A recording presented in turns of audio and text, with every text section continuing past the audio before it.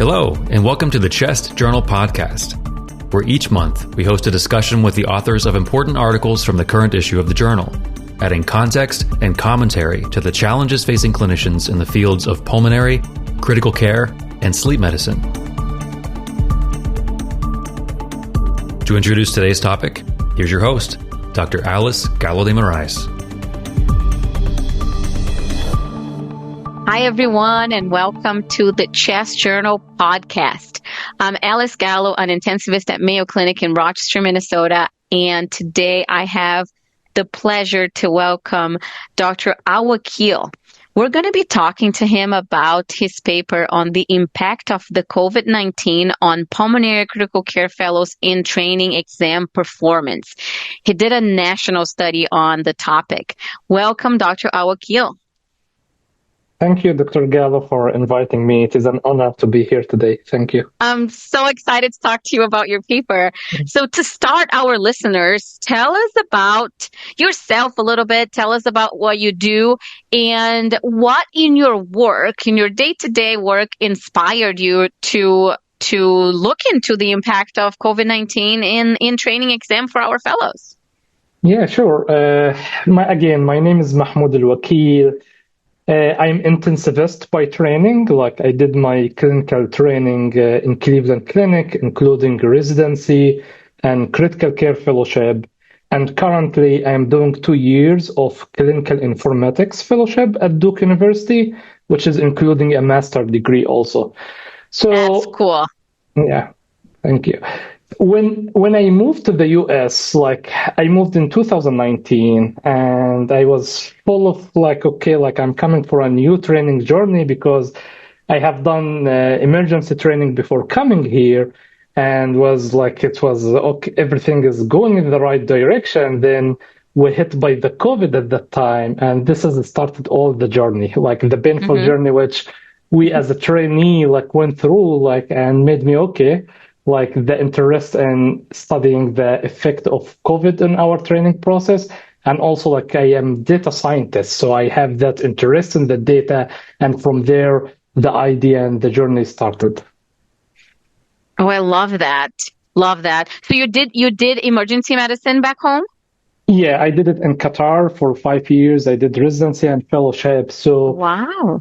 I had that background of being trainee before. Then when we experienced the training effect because of COVID, then I started to question myself about, I know how should be normally the training under normal circumstances, but right now with this abnormal time, yes. What effect would apply for me and my colleagues? Yes, I love that. So is that how you thought about your background of your study? Tell us more about that. Yeah, it was interesting because initially, I was looking for the effect on the frontline providers, which for me was an emergency trained people IM and critical care and pulmonary critical care. Then, the research through the residency part wasn't going that much well when I was ending my residency. Then when I moved to the fellowship, then I started talking to my program director, Dr. Jason, who was very supportive. And we said, okay, let's try to look in Cleveland Clinic how the COVID affected our trainee by looking for our in-training exam performance. So we did a pilot study. It was small. And because of the sample size was small, so we couldn't really conclude a strong message. And it was showing us signals, it is lowering the performance, which was going with our hypothesis. Then I had the support of my program director, to take it to the next step and do it on national level and prove our hypothesis. COVID was affected every aspect in our life, not only the training, our personal life.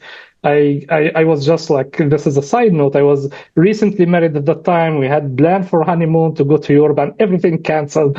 Then we had our training get affected. So it makes sense, for my colleagues who are from pulmonary critical care who didn't have access to their office and normal clinic time. Yeah.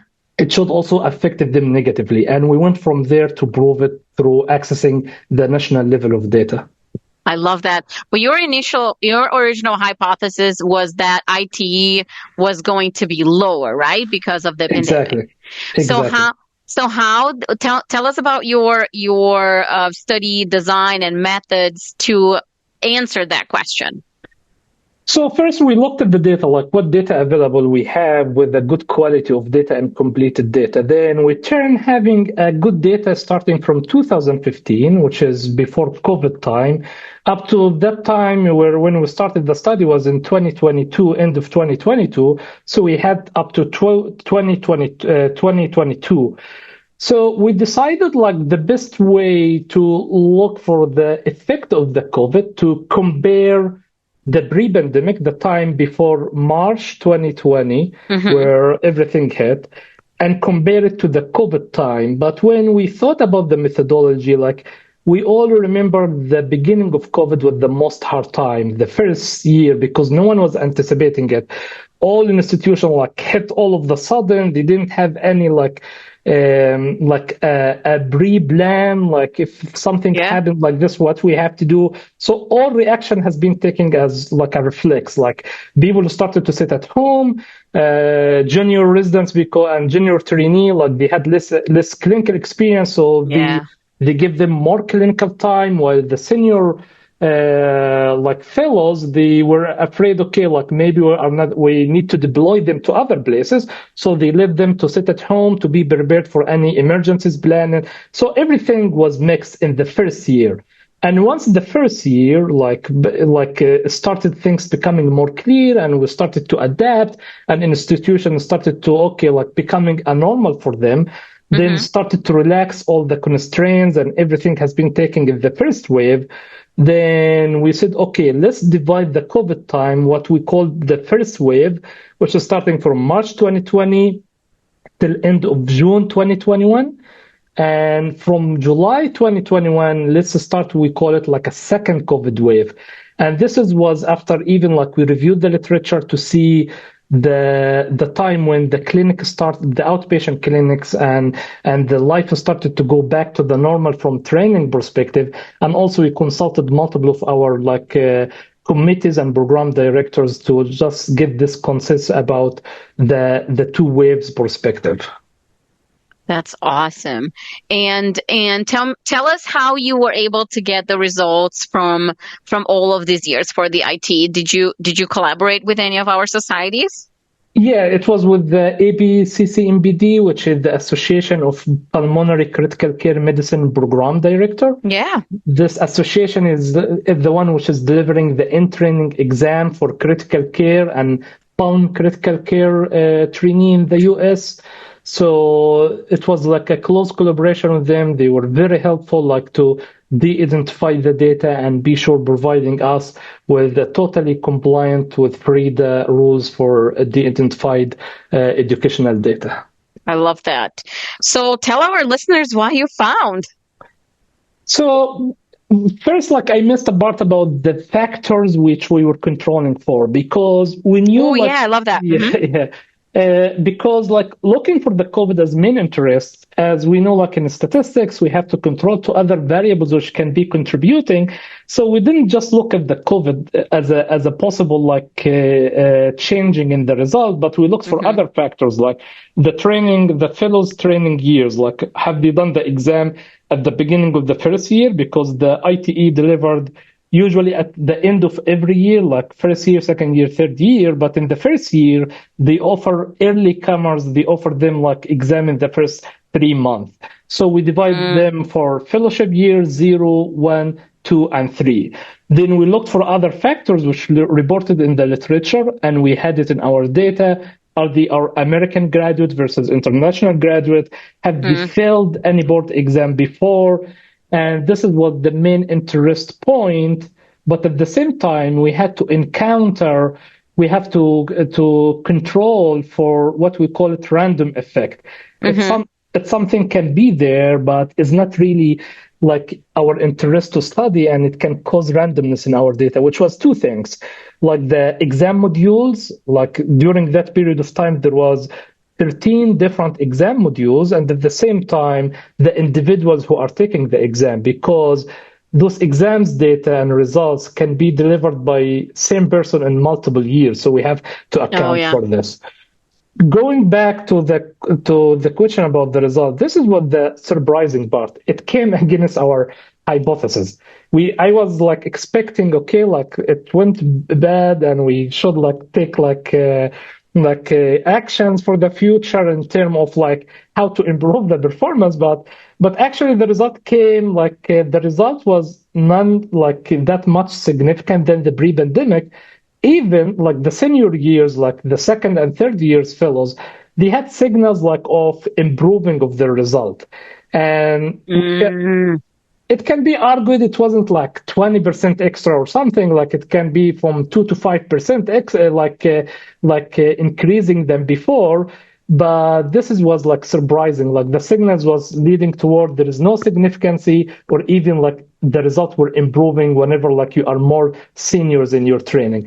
And second part, this findings wasn't through all the COVID time. It was mainly in the first wave of the COVID. Yeah, the time where the fellows like had more time to sit at home, and compared to the second wave, everything went back to the norm as a pre-pandemic. In terms of your results, or in terms of studying, you think? In which I think in terms of the studying, which reflected in the result which we got, because our explanation what has done at that time, like fellows like were under stress, like they are missing opportunity to learn. And we all remember from our journey in medical schools, and like whenever we're under stress, usually we perform better in terms of feeling the urgency to study and keep up. So we as a trainee, we sit up at home, we felt like, okay, like we are missing a lot of knowledge. Then we started to compensate, and we started to find our way to keep up and keep studying what we are missing. But since we went back to the normal life in the second wave of the COVID, then everything went back to the normal. And here where we see decreasing in the scores and going back to the normal wave. And one another important findings, if you allow me. Of course. We looked to 3 different results. We looked for the total exam result, the total IT result, and we looked for 2 subsections in that exam. Usually the exam have multiple subsections, but the 2 main subsection of interest were the pulmonary subsection and the critical care subsection. So when we saw the increasing or the resilience in the result, especially in the first wave, in the total exam result, we anticipated the improvement happened in the critical care because we had more ICU time. Yeah. But the result came the reverse. The increasing was in the pulmonology section, wasn't in the critical care. Critical care hasn't been affected at all. It became like similar to the pre-pandemic, which was another interesting part. Okay, like even we had more time in critical care, but our performance didn't increase, while we had less time in outpatient clinics and as a pulmonology, like a consult in hospital or in inpatients. But still, like even with less clinical time, but fellows were able to compensate and increase their exam result and their cognitive performance. And for our listeners, if you have the paper in front of you, Dr. Alwakeel is talking about figure 2, A, B, and C. So if you want to follow that with the paper. Yeah. And one thing I was curious, being a fellow IMG, was there any difference between being like an IMG and an AMG? And the result, there was no difference. Like in our like as a statistically result, we couldn't find like any significant difference between them. But what we found, like the people who failed their board exam before, they tend to have like lower result compared to the pre-pandemic, which is like highlighting one of the like things has to be like in the mind of the program directors in the future, if God forbidden, like there are some specific type of trainee maybe needs like more attention during the difficult and stress time. Yes, and that data is actually in line, and you probably saw that too, but it was not the the goal of your study particularly, but in line with failing step 1 or 2 and then failing IM boards for IM residents. So very good correlation with having failed either step 1 or step 2 and then failing IM boards. Correct. So amazing results, amazing methods. So are you going to change anything or any way you coach your mentees to study for ITE, or when you become a program director, are you going to do anything differently? This is a good question. I would the intake from this study, when we would think about, what difference we can do in our program and convey the message for other programs even. It is in multi-level. First, on trainee level, usually the trainee, the best people who are able to find what is the best material for them to study and which materials is really effective in increasing their cognitive performance and compensate for the cases which they are not seeing in the clinic, because with the time things is becoming different than the time where the program directors did their training. The materials are changing. Now we have an AI coming. There is a lot of advancing happening over the time. So the recommendation which we have, every program have to look for their trainee and start surveying them and understand their studying behavior and what they like and what they don't like and what is more effective and not effective.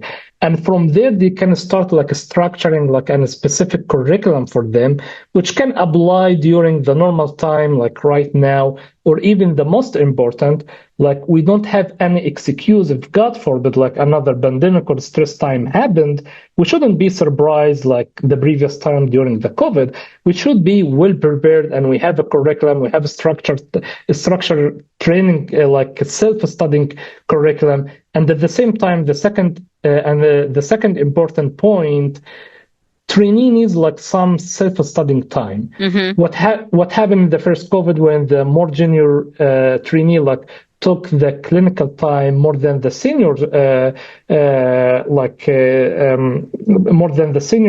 they had less clinical time.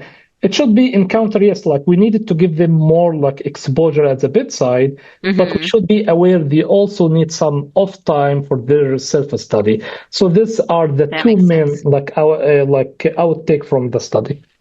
Yeah, I hope we don't have another pandemic, but I hope so.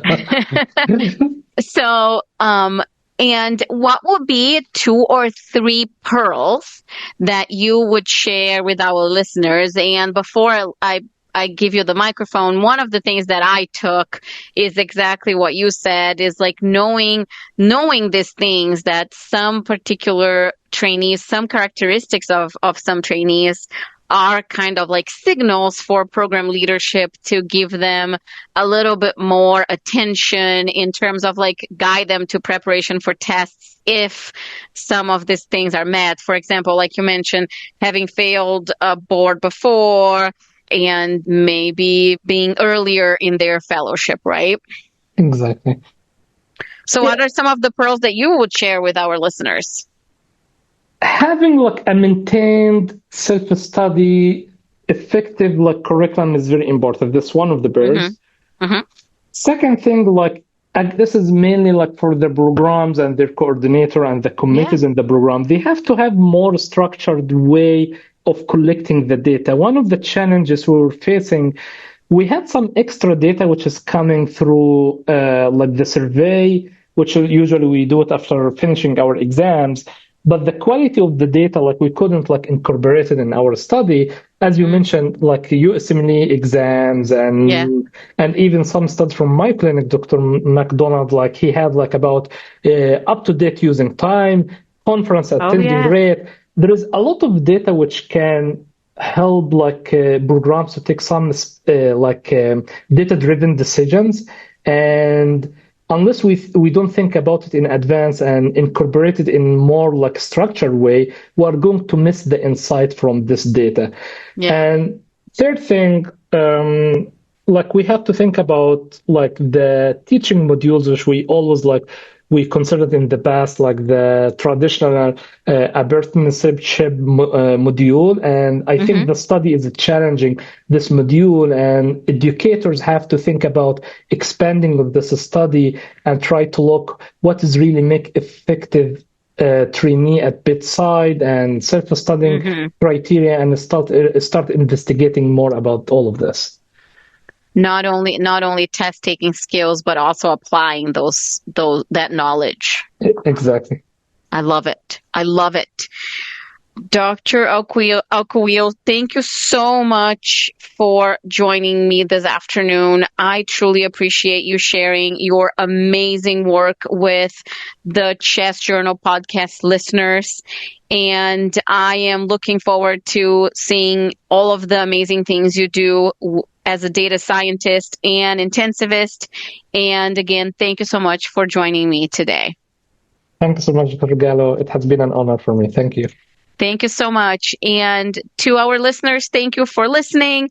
Again, Alice Gallo, an intensivist at Mayo Clinic in Rochester, Minnesota. And I just had the honor of talking to Dr. Alwakeel about his work on the impact of COVID-19 on pulmonary critical care fellows in training exam performance. You're going to be able to read this amazing study in the Chest Journal.